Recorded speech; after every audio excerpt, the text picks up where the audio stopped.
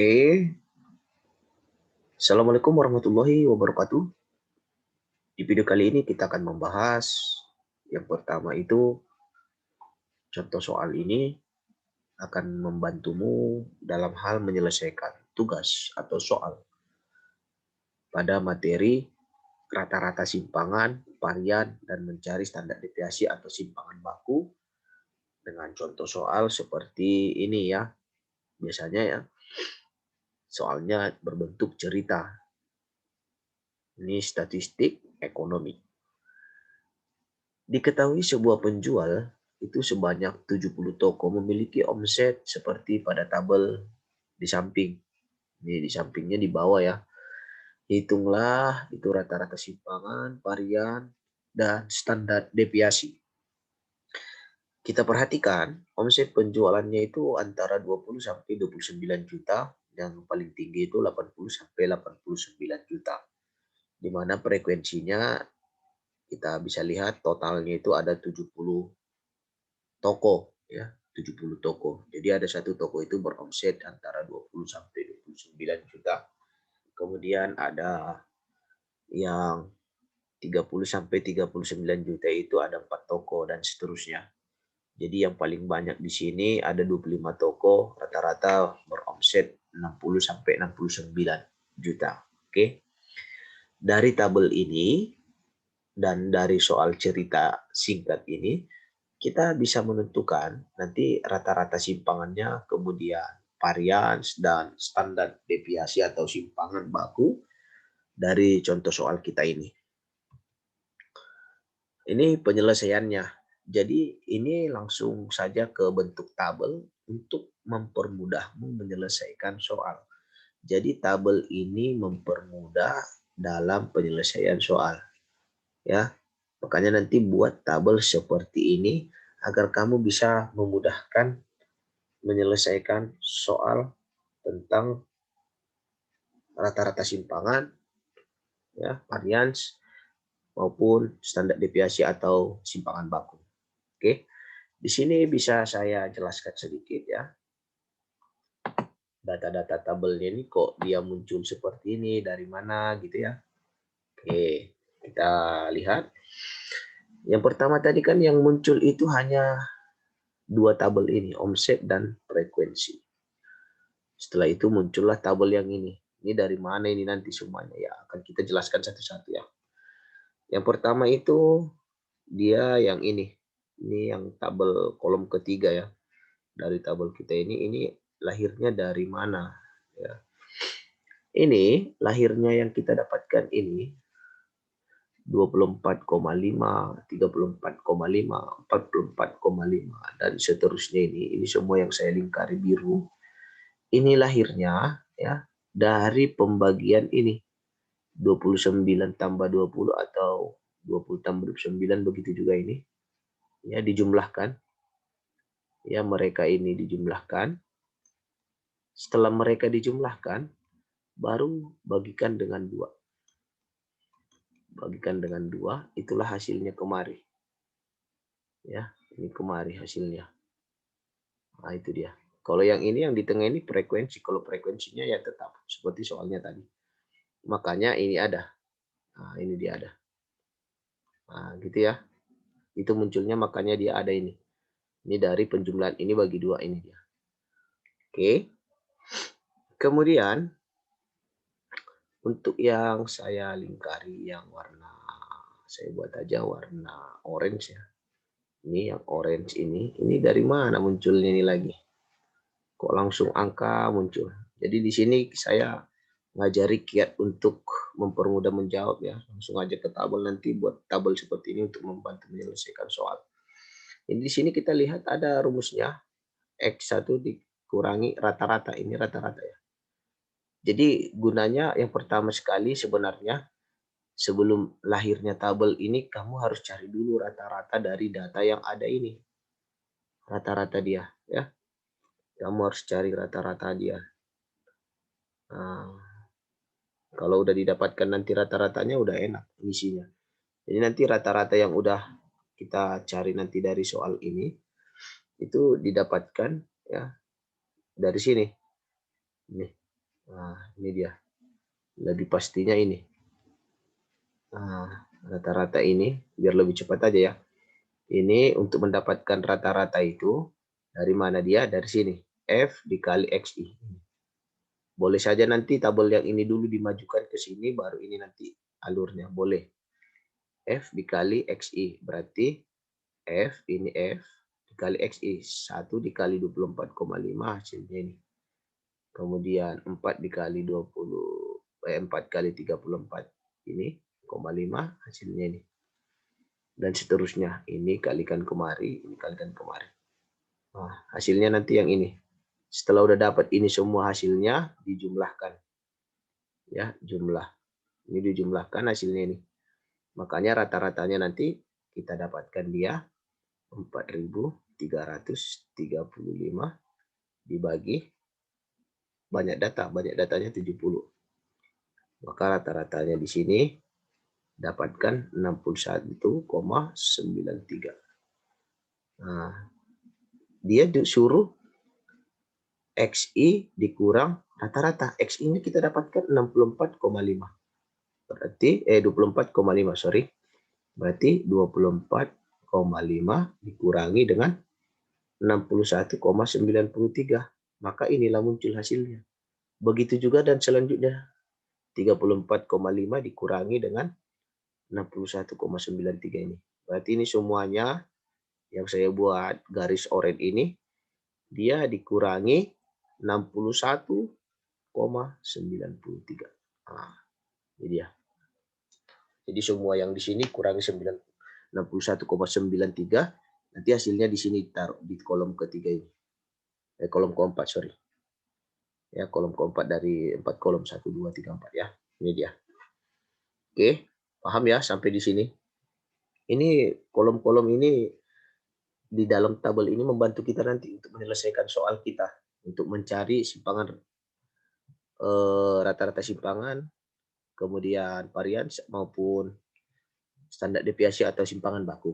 Oke. Udah dapat seperti ini nanti, ya. Baru kita ke tabel berikutnya. Nah, ini udah gampang. Ini dimutlakkan, dimutlakkan. Artinya negatifnya ini kita hilangkan. Saya ganti warnanya. Ini dimutlakkan. Ini ada tanda garis, itu mutlak. Berarti berapapun dia hasil ini, dia positif jadinya. Ini jadi positif, tapi dikalikan F. F-nya itu apa? Kembali ke frekuensi ini F. Jadi 1 dikali 37,43 karena dia dianggap positif. Ini ada nilai mutlak positif, makanya dia kembali ke sini. Ini hasilnya. 4 dikali negatif 27 jadi positif 27 ya. 4 kali 27,43 hasilnya ini. Nah, itu dia. Dan seterusnya ini tanda merah ini saya buat seperti ini biar nampak ya, membedakan warnanya nanti. Nah, jadi hasilnya kemari, kemari, dan kemari. Nah, itu dia. Makanya ini semuanya lahir. Setelah ini udah didapatkan, ya, baru dijumlahkan semuanya. Inilah dia hasilnya. Nah, gitu dia. Nah, jadi dari tabel ini kita bisa gunakan untuk mempermudah kita dalam hal menghitungnya tadi. Ya. Jadi kalau udah selesai di situ, tugas kita selanjutnya apa? Wah, tugas kita selanjutnya kita cari simpangan rata-rata, rata-rata simpangan, gitu ya. Rata-rata simpangan atau simpangan rata-rata, rata-rata simpangan. Oke, rata-rata simpangan itu ya rumusnya rata-rata simpangan yang ini, total ini dia minta total yang ini ya, total ini. Makanya sigma F mutlak XI dikurang X rata-rata per ya per N. N-nya nanti ini 70 ini. Maka rata-rata simpangan itu kita dapatkan dia tadi totalnya 731,4 per 70. Maka rata-rata simpangan yang kita dapatkan itu hasilnya 10,45. Nah, ini dia hasilnya. Nah, kan jadi gampang dia. Jadi buat nanti tabel seperti ini untuk memudahkanmu dalam hal berhitung. Jadi ini udah tinggal masukkan angka saja. Jadi rata-rata simpangannya 10,45. Kalau pertanyaannya nanti kita mau simpulkan cerita dari tokonya tadi, ya. Jadi kita bisa simpulkan, tulis saja di sini ya. Jadi, ya, jadi deviasi rata-rata, ya, rata-rata omset penjualan, nanti ini harus dibuat untuk kesimpulan. Penjualan bagi 70 toko itu berapa? 110,45 juta. Nah, ini dia dari dapat kita yang ini.